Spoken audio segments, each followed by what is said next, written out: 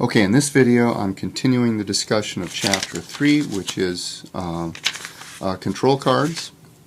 And the next section that I'll talk about is Section 3.6, which talks about the TNC and the TNCE cards. So now we have the TNC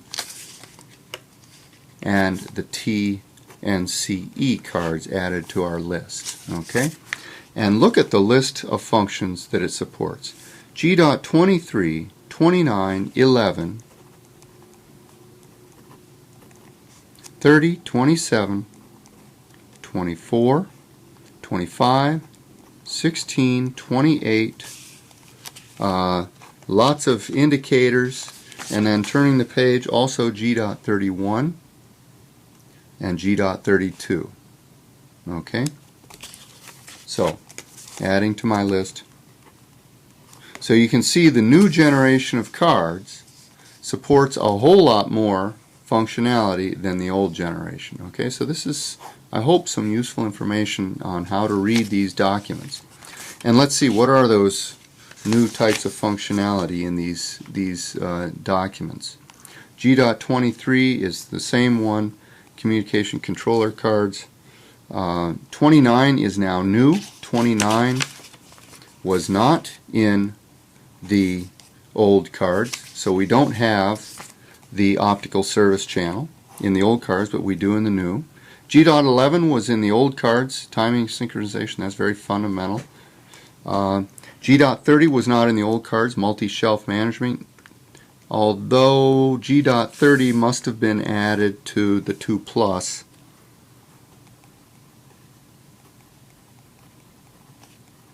Okay, it must have been added to the 2+ and the TCC3, because we in the last video we saw that they have multi-shelf management. Okay, 27 is database storage. G.24 is interface ports. That's supported by even the old ones. You got to have interface ports. G.25 external alarms and controls was not supported by the old generation. G.16 lamp test was not supported by the old ones. G.28 redundant controller card installation, that's very fundamental. You've got to have redundant control cards. Finally, G.31 protection schemes, and G.32 cards supported by I don't know exactly what they're talking about there, but these are two more standards, G.X standards, that are supported by the TNC and the TNCE cards. Okay?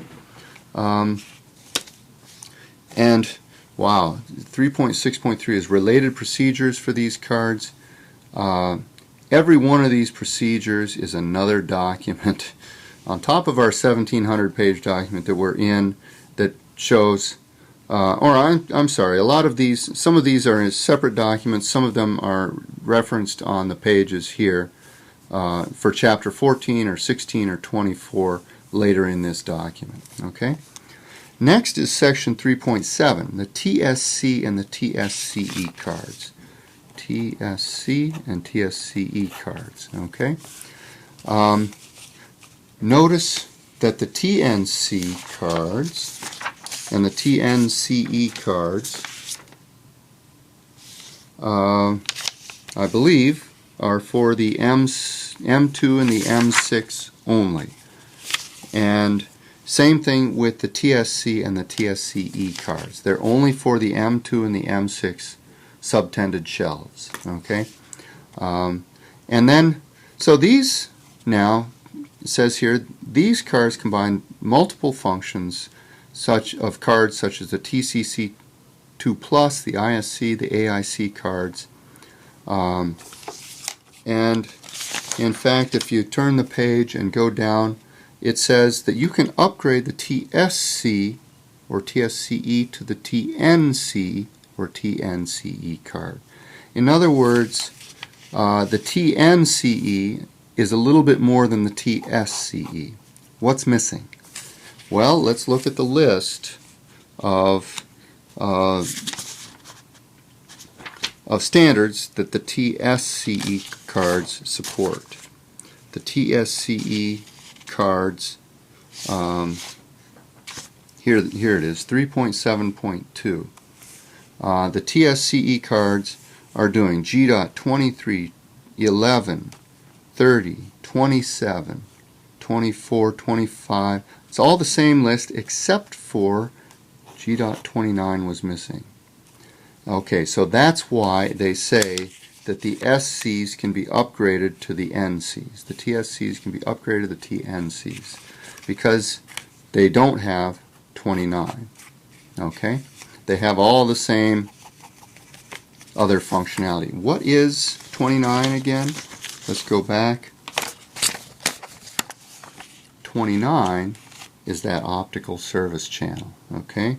That's that other wavelength that allows different nodes to talk to one another. Okay? So, let's then, okay, so I think we kind of understand the TNC and the TSC cards. What are the E cards? What is the E at the end? The E at the end, let's see if we can find where it's talking about all of that. I think it's here. Yeah. Right here it says, the TSC and the TSCE do not support the optical service channel. Okay? And we figured that out by looking at this list. It was G.29 that wasn't supported by the SCs. Okay? What about the E cards? Here it says, the TSC and the TSCE are provisioned as master and slave on the M6 shelf, and as a standalone card in the M2 shelf. So it turns out that the TSC is the main controller card and the TSCE is the redundant one. Okay? The M shelf install the redundant cards in slots 1 and 8. Okay? If the active TSC or TSCE card fails, switches to the redundant one. Okay, so one way or the other, one is the redundant card. Okay? And there's slots 1 and 8 in the M6. Let me go back to my picture of the M6 and see if that jives with what we see in the picture. Slots 1 and 8 must be the two farthest ones, and indeed they look like they have exactly the same card in them. Okay, so one is the TSC and one is the TSCE. It says right here, control card slots 1 and 8. So you can see that those two cards look the same, and one is the redundant control card for the system. Okay, that makes sense. I think we understand most of Chapter 3 already. TSC, TSCE cards. Here's the block diagram for the TSC and the front plate for the TSC. Basically, it's a CPU with some FPGAs, some compact flash memory, Ethernet, gigabit physical layer. Okay, so the typical things. Okay. Section 3.8 talks about digital image signing. What is that? This is for the M2 and the M6 only, first of all. And, I know what this is. This is the digital image signing, the DIS feature, complies with new U.S. government Federal Information Processing Standards, that's FIPS 140-3, to provide security for all software provided to the Cisco ONS platform. Okay? In other words, all the software that you install here must be digitally signed and verified for authenticity and integrity prior to load and execution. In other words, hackers can't give you a bad software rev which has been modified to allow them to take control of it. Okay, digital image signing means we take a hash, we run a hash function on the software's executable, and we check that hash against the hash we calculate on the executable we download, and we verify that those hashes match before we do the upgrade. Okay, and so this is, this is cybersecurity stuff here. Okay, and this is something which is new. It's for the M2 and the M6 only, so I think we understand that now.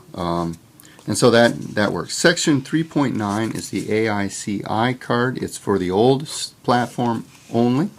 Here's Section 9. What's AICI? AIC stands for, if we turn the page, Alarm Interface Controller International, AICI. Customer-defined environment, alarms and controls, and an express order wire. Okay, so alarms are good to have. It allows you to, for instance, warn operators and maintenance people if an optical channel goes down, or if the bit error rate gets very high on a channel, or if a link goes down. You can configure the alarm interface controller to send you custom alarms that'll integrate with your network management capabilities. Okay. The other thing it does is what's called an order wire, and an order wire is allows craftspeople, that craft interface. It allows, if I turn the page to get the definition of the order wire, it allows the people, the technicians, to plug a phone in. Basically, the order wire is a pulse code modulation, a PCM encoded voice channel that uses E1 or E2 bytes in the section line overhead. So if you've studied Sonnet, you know that there's a section overhead which is called an E1 byte and a line overhead which is called an E2 byte, and those bytes can be used to send voice. In other words, they can plug phone sets in. And so the guy at one node can plug a phone set in and talk to the guy at the other node. Okay, that's really useful for an order wire. Actually, since the advent of cell phones, not as much, but it's still very useful. Okay, I think I'll stop there on this video, and we'll look at section 3.10. Well, I'll just say it's an MS ISC 100T card. It's a multi-shelf internal switch. It's an Ethernet switch that implements a multi-shelf LAN. This is how a node controller shelf connects to subtending shelves. Okay, so that's easy enough. So this card allows the central controller to control the subtended shelves. Okay, and so that's it for Chapter 3. Thanks.